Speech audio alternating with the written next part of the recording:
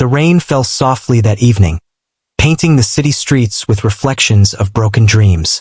Inside a small bakery, the smell of warm vanilla cupcakes filled the air.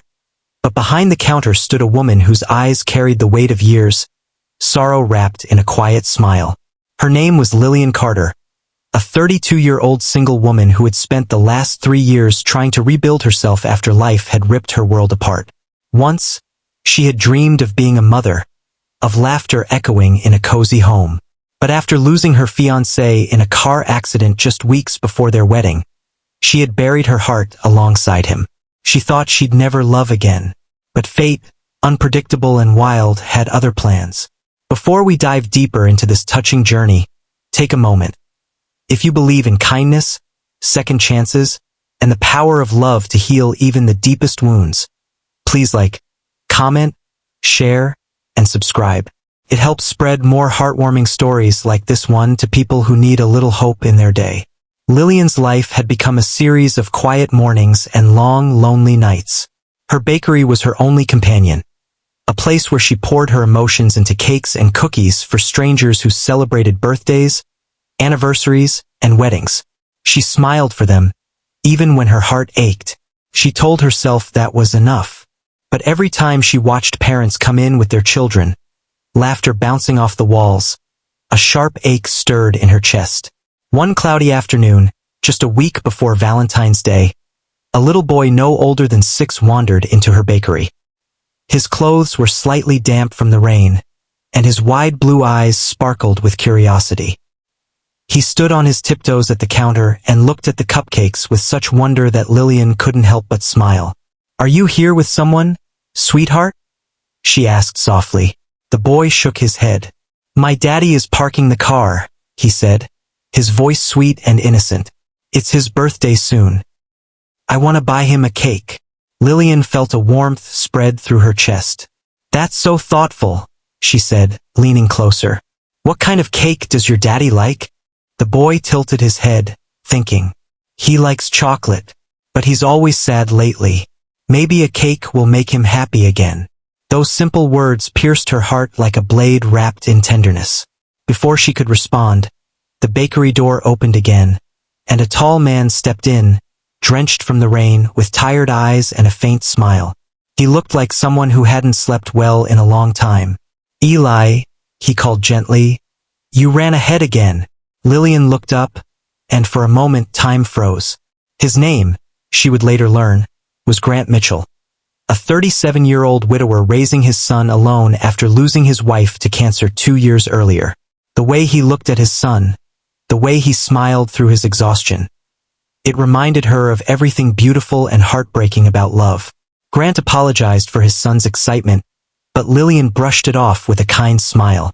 Together, they picked out a chocolate cake, and when Eli saw Lillian carefully decorate it with little stars and "Happy Birthday, Daddy," he clapped his small hands in joy.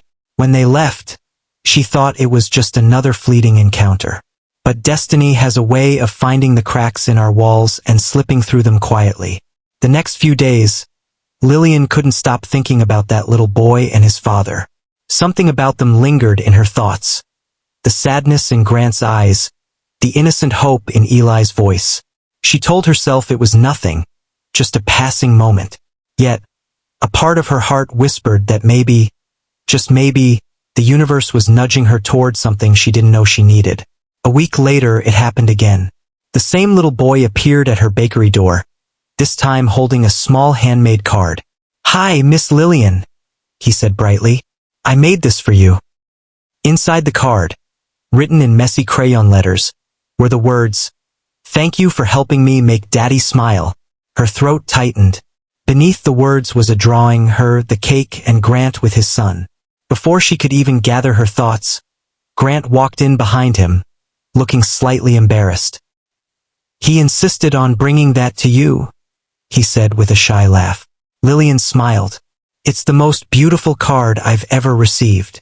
From that day on, they became regular visitors. Sometimes Eli would drag his dad into the bakery just to talk, sometimes just to watch her bake. And slowly, almost imperceptibly, something began to change in Lillian. She found herself looking forward to their visits, to the sound of Eli's laughter filling her quiet shop, to the rare moments when Grant's eyes softened with genuine warmth. Still, both adults carried scars. Grant never talked much about his wife, and Lillian never mentioned her past. It was as if they both knew they were standing in fragile territory, afraid to take a step forward, afraid to hurt again. Then one rainy evening, when the bakery was almost closing, Grant showed up alone. His expression was uncertain, his hands shoved deep into his jacket pockets. "I wanted to thank you," he said quietly, "for being kind to Eli. He hasn't smiled like this in a long time." Lillian's heart ached at the vulnerability in his voice. She wanted to say something, anything, but words failed her, so she just nodded. "He's a wonderful boy. You're doing a great job with him." For a long moment, they just stood there, the silence heavy with unspoken emotions. Then he smiled faintly, turned, and walked out into the rain. Days passed, then weeks, and one morning, as Lillian was arranging cupcakes on the counter, the bakery door swung open again, and there was Eli, beaming brighter than ever. In his small hands, he clutched a colorful invitation. He rushed to her and placed it on the counter. "Miss Lillian," he said breathlessly, "it's Daddy's birthday tomorrow. Can you come, please? Daddy is so lonely. Can you be my mommy at his birthday party?" Her breath caught. For a few seconds, she couldn't move. The innocence in his eyes, the hope in his little voice. It broke her. She looked up and saw Grant standing behind him, frozen in place, his face pale with embarrassment. "Eli," he began softly. "That's not." But Lillian stopped him with a gentle smile. "It's okay," she whispered, her eyes glistening. "I'd be honored to come." That night, she sat in her small apartment, staring at the invitation. Her heart pounded in her chest. It wasn't just a birthday party. It was a moment, a fragile doorway into something new, something she wasn't sure she was ready for, but couldn't walk away from either.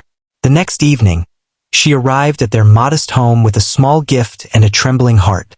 Eli ran to greet her, dressed in a tiny suit, his eyes shining with joy. Grant stood in the doorway, smiling nervously but warmly. Inside, the house was decorated with handmade streamers and balloons. Clearly Eli's doing.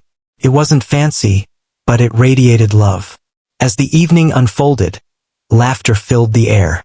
Lillian helped Eli serve the cake she'd baked for Grant, and for the first time, she saw him truly smile. Not the tired, polite smile he usually wore, but one that reached his eyes. After dinner, when Eli fell asleep on the couch clutching his stuffed bear, Grant and Lillian sat quietly in the living room, the glow of the fireplace casting soft light on their faces. Grant turned to her, his voice barely above a whisper. "He misses having someone around. And truthfully, so do I." Lillian looked at him, her own heart trembling. "I lost someone too," she said softly, "and I thought I'd never be able to open my heart again. But your son, he reminded me what love feels like, pure and unconditional." He reached for her hand, hesitant but sincere. Maybe we both needed a little reminder. That night, under the flicker of the firelight, something unspoken passed between them. Not promises, not confessions, but a quiet understanding that healing sometimes comes disguised as ordinary moments, in unexpected people. Weeks turned into months. Lillian became a regular part of their lives, not because she tried to, but because Eli never stopped asking for her. She'd join them for dinner, help with homework, or simply sit in the park as Eli played.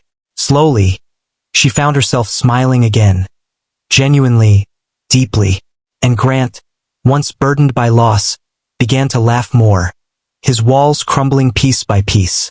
One sunny afternoon, as they all sat in the park, Eli ran ahead chasing butterflies. Grant turned to Lillian, his eyes filled with quiet emotion. "He calls you Miss Lillian, but lately he's been asking me something." He paused, looking nervous. "He asked if someday you could really be his mom." Tears welled in her eyes. "And what did you tell him?" she whispered. Grant smiled softly. "I told him I'd ask you myself." In that moment, all the pain, all the years of loneliness seemed to fade away. She nodded through her tears, unable to speak, and he reached out, pulling her into a gentle embrace. Nearby, Eli's laughter echoed through the park, the sound of a new beginning. Months later, the bakery once filled with quiet sorrow now overflowed with joy. Grant helped her on weekends. Eli often covered his little apron in flour, and together they built something beautiful. A home, a family, a future. Sometimes, when customers asked about the story behind the bakery's new name, Second Chances Bakery, Lillian would smile and glance at Grant and Eli, her heart full. Because love, she would say, always finds its way back, even when you least expect it. If this story touched your heart, please take a moment to like, share, and subscribe. It helps us spread more stories of kindness, hope, and second chances. Comment below. What was your favorite part of this story? Do you believe everyone deserves a second chance at love? Because sometimes, all it takes is one small act of kindness, and one brave little boy, to heal two broken hearts forever.